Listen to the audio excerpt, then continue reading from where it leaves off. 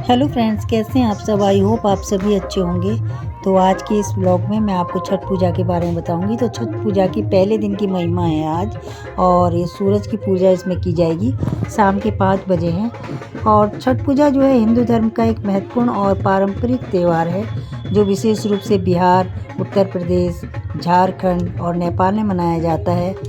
यह पर्व वैसे 4 दिन तक चलता है, जिसमें सूर्य की पूजा की जाती है। हालांकि इस पूजा के दौरान कई दिन अलग अलग अनुष्ठान होते हैं, और लेकिन पहले दिन का जो विशेष महत्व है, जब सूरज देवता की पूजा की जाती है। अभी शाम के 5 बजे हैं, और इसमें पहले दिन जो है अस्त होते हुए सूर्य को अर्घ्य दिया जाता है। देवी दुर्गा के छठे स्वरूप माँ कात्यायनी को छठ माता माना गया है। एक मान्यता है कि देवी सीता, कुंती और द्रौपदी ने भी छठ पूजा का व्रत किया था। इसके कारण से छठ पूजा का विशेष महत्व होता है। छठ व्रत के संदर्भ में एक अन्य कथा के अनुसार, जब पांडव अपना सारा राजपाट जुए में हार गए, तब द्रौपदी ने छठ व्रत रखा। इस व्रत के प्रभाव से उनकी सारी मनोकामनाएं पूरी हुई तथा पांडवों को राजपाट वापस मिल गया। अखंड सौभाग्य की प्राप्ति के लिए छठी मैया को सिंदूर, चावल, चना, गुड़, मिठाई, 7 तरह के फल, श्रृंगार का सामान और घी का ठेकुआ चढ़ाया जाता है। तो चलिए मैं आपको ये दिखा रही हूँ आगे किस तरह से यहाँ पर पूजा की जा रही है, और किस तरह से सब बच्चे बड़े जो है इस पूजा में क्या क्या कर रहे हैं। तो देखते हैं। यह व्रत 36 घंटे का निर्जला व्रत रखा जाता है इसमें। एक कथा के अनुसार, प्रथम देवासुर संग्राम में जब असुरों के हाथों देवता हार गए थे, तब देव माता अदिति ने तेजस्वी पुत्र की प्राप्ति के लिए देवारण्य के देव सूर्य मंदिर में छठी मैया की आराधना की थी।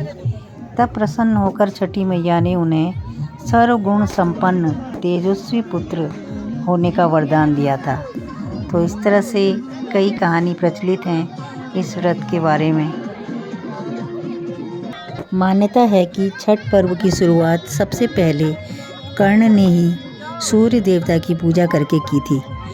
कर्ण हर दिन घंटों कमर तक पानी में खड़े होकर सूर्य भगवान की पूजा करते थे और उन्हें अर्घ्य देते थे। छठ पूजा का महत्व सिर्फ एक धार्मिक अनुष्ठान तक सीमित नहीं है, बल्कि यह एक सामाजिक और सांस्कृतिक पर्व भी है। यह विशेष रूप से परिवार और समाज के एकजुट होने का प्रतीक है। इस दिन सूर्य देवता को अर्घ्य अर्पित किया जाता है, और लोग उनका आशीर्वाद प्राप्त करने के लिए दिन रात उपवासी रहते हैं।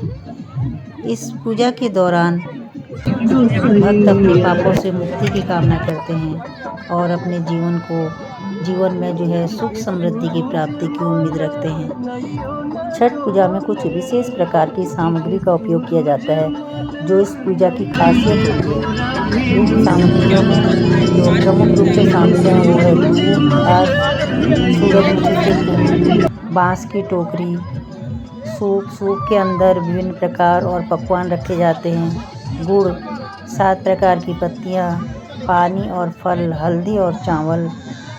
तो ये सब चीज़ें जो है प्रमुख रूप से इसमें चढ़ाई जाती हैं। यह जो व्रत है वैज्ञानिक दृष्टि से भी बहुत महत्वपूर्ण है, क्योंकि छठ पूजा में जो जल में खड़े होकर सूर्य को अर्घ्य दिया जाता है, उससे सूर्य देवता की जब हम उपासना करते हैं तो उससे विटामिन डी मिलता है, और जो हड्डियों के स्वास्थ्य के लिए आवश्यक होता है। इसके अलावा सूर्य के प्रकाश में शरीर से हानिकारक बैक्टीरिया समाप्त होते हैं, जो शरीर को स्वस्थ रखने में मदद करता है।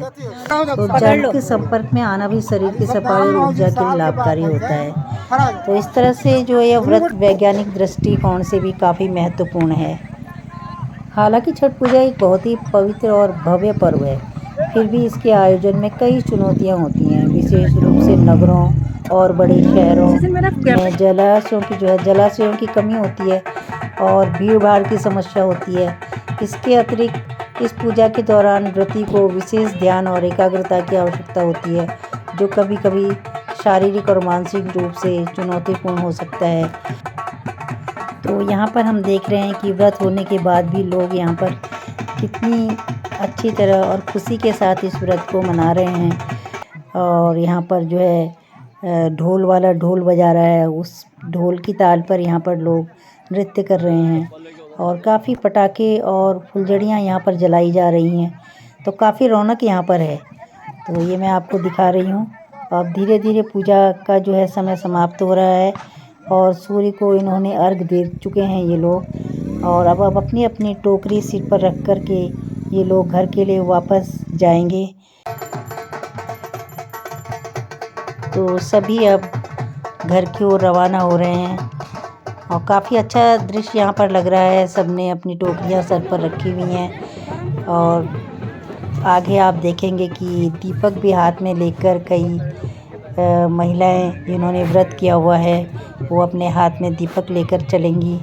तो मैं आपको अभी दिखाती हूँ वीडियो में वो दृश्य, काफ़ी खूबसूरत है। तो अभी तो ये लोग टोकरी लेकर के चल रहे हैं जिसमें इनके सब सामान फल सामग्री आदि रखे हुए हैं। तो ये देखिए गन्ने का भी इसमें काफ़ी महत्व है। तो आप देख रहे हैं दीपक लेकर हाथ में ये लोग वापस जा रहे हैं। काफ़ी खूबसूरत दृश्य लग रहा है ये। और अब ये कल सुबह यहाँ पर नदी पर आएंगे सभी लोग और सूर्य को उगते हुए सूर्य को अर्घ देंगे। अगली वीडियो में मैं आपसे फिर मिलूँगी, तब तक के लिए बाय बाय।